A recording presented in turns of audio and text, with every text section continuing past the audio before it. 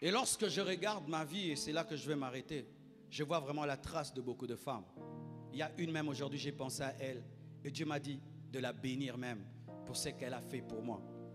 Non pas que j'ignore ce que les hommes ont fait, mais aujourd'hui j'ai voulu célébrer les femmes qui sont souvent brimées, méprisées, alors qu'elles sont des grandes sources de bénédiction en Afrique.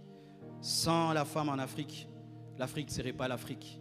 C'est la femme, mes frères, quand le mari n'a plus de travail, qui a l'humilité d'aller vendre les beignets. Nous les hommes, on n'arrive pas à le faire. C'est la femme, quand le mari n'a pas de travail, qui a l'humilité de vendre du pain. L'homme refuse avec ses diplômes. C'est la femme qui, lorsque l'homme n'a plus de travail, a l'humilité d'aller auprès de la voisine, demander du sel pour préparer du riz. Alléluia. Et je bénis Dieu, il y a ma mère qui est là. Merci maman pour tout ce que tu as fait pour moi. Que Dieu te bénisse abondamment. Elle a vendu ses bijoux pour que j'étudie. Si tu entends le français que je parle, c'est grâce à ses bijoux. Elle a vendu ses bijoux pour que j'étudie dans des bonnes écoles. Elle s'est dépouillée. Elle était couturière. Elle s'est battue que j'étudie dans un internat extraordinaire. Elle s'est dépouillée pour moi. Et je peux vous dire, mes frères, que c'est une femme qui m'a ramené à Jésus.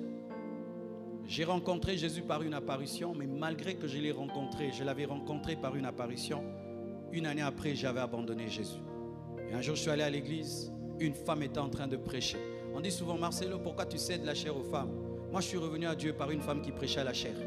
Alors donc, je suis un péché. Si la femme ne doit pas prêcher, il ne fallait pas qu'elle prêche ce jour-là.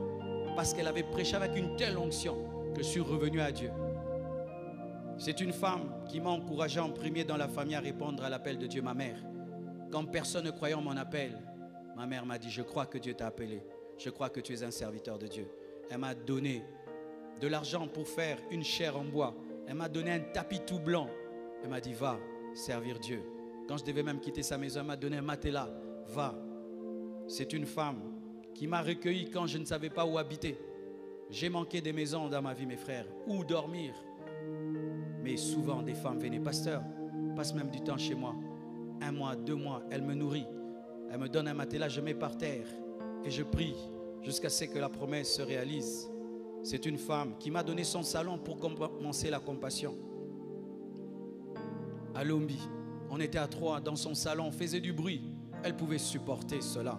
C'est encore une autre femme qui m'a donné un plus grand salon quand il n'y avait plus de place dans le petit salon de la première femme. C'est encore une femme qui m'a cédé sa maison pour faire la dernière retraite avant de commencer la compassion. C'est une femme qui m'a donné mes premiers $1000, les premiers $1000 de ma vie, mes frères. Vous savez que moi, jusqu'à l'âge de 24 ans, je n'avais pas vu $1000. Peut-être c'est en retard ou en avant, je ne sais pas. Mais c'était en retard. Mais c'est une femme qui m'a donné $1000. Et c'est avec ça que j'ai quitté mes parents. J'ai payé ma garantie locative et j'ai quitté mes parents.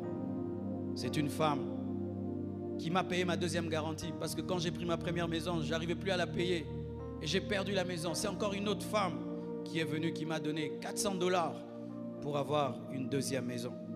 C'est une femme qui me nourrissait dans les temps difficiles. Il y a des temps, je n'avais pas quoi manger. J'habitais un garage et il y a une femme qui venait avec un panier. Si elle ne vient pas, je jeûnais. Si elle vient, je mangeais pour 2 jours.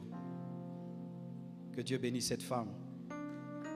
C'est une femme qui m'a donné ma première Jeep Cherokee et qui est venue, qui m'a encore donné une Prado, 2 Jeeps. La même femme m'a donné. Et vous savez, quand elle m'a donné ça, c'était pour moi un signe prophétique. J'étais encore un jeune pasteur, mais on m'a donné une Jeep, une grosse Jeep. C'était les Jeeps des grands pasteurs. Et pour moi, c'était un signe que je serais aussi grand. Elle, pour elle, elle a donné une voiture, mais pour moi, c'était une prophétie.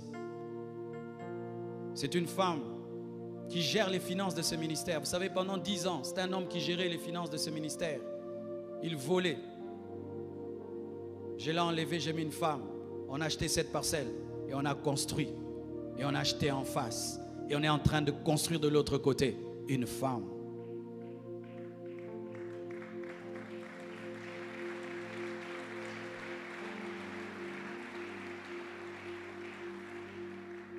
C'est une femme qui écrit mes livres.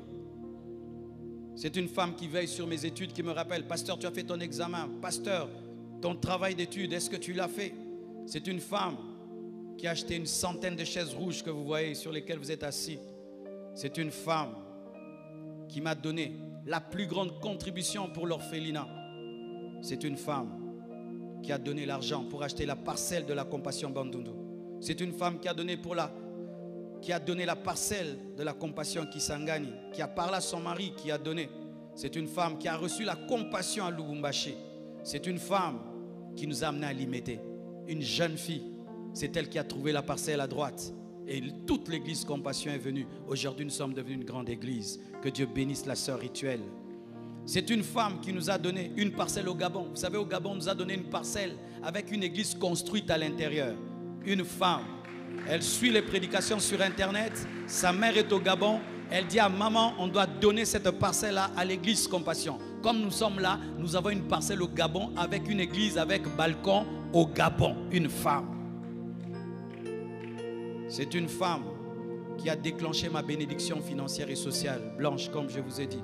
C'est quand je l'ai épousée que Dieu a commencé à me bénir. C'est une femme qui me défend clairement sur Internet quand on m'attaque.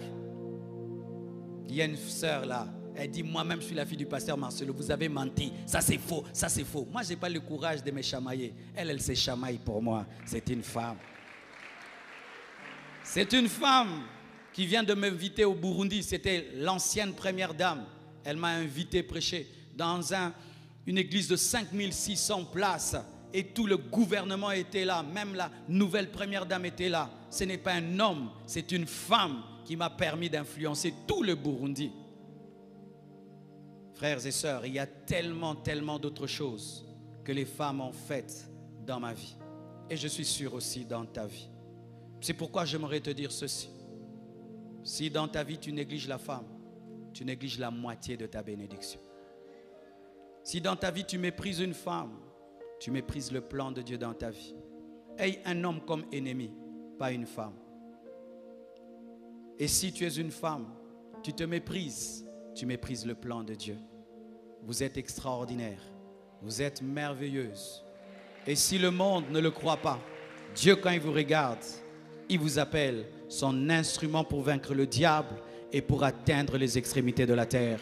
Que Dieu vous bénisse, que Dieu vous bénisse, que Dieu vous bénisse.